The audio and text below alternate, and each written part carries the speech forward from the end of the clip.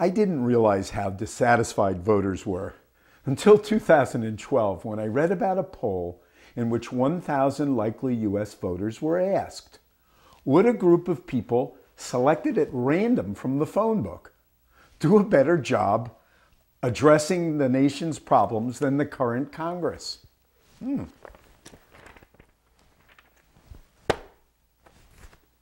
43% answered yes.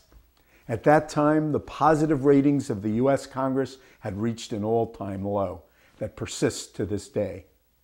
It's interesting because in current polls, Republicans are just as critical of Congress as Democrats, even though the Republican Party has since gained control of both houses of Congress. In truth, nobody's happy. Only 9% of all voters think the average member of Congress listens to the voters he or she represents the most. Europeans are also realizing the limits of our current democratic institutions. David van Reybrouck, the Belgian author of Against Elections, said, "There is a huge dislike of political parties and politicians. Small countries like Belgium and the Netherlands and Denmark are starting to think about innovation. The most frequently mentioned innovation is to select public officials randomly, by lottery, from among the citizens, called latocracy or sortition. Athens, the original democracy, selected 90% of its public officials by sortition, not election. And they assured a true representation of citizens in legislative roles and on juries. American and British courts have carried on the Athenian tradition for hundreds of years, selecting jury members randomly from the tax rolls. No less important than legislation, we trust juries with our most momentous decisions, whether to take freedom or even life itself from our fellow human beings. Ironically, by deliberately excluding rational choice, the mathematical probability of a lottery guarantees true representation. Elections do not. Large donations from the wealthy distort the election process. For example, in the current U.S. presidential election, merely 158 families and the companies they control have contributed almost half the donations in all the presidential campaigns, $176 million.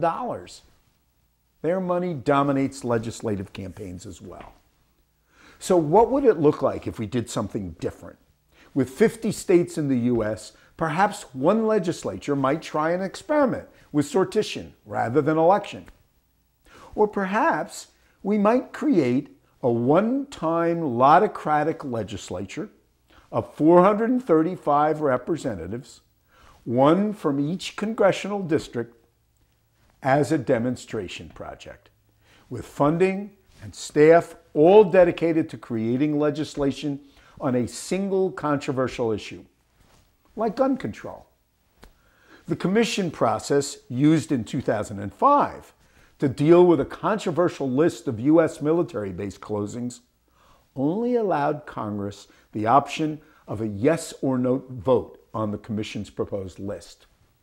So an experimental, one-time, single-issue, single-house, lotocratic body could be created with a similar mandate. Congress would have to accept or reject the proposed legislation without amendment. Most significantly, the single-issue legislature could do what never happens now. Instead of attacking the opposition in the usual adversarial brawl, legislators would hear presentations from lobbyists and other interested parties, confer with knowledgeable experts and staff, have a real conversation with one another, and make thoughtful decisions. What a radical idea. A deliberative body that actually deliberates.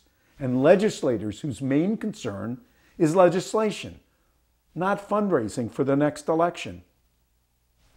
Let's give it a try.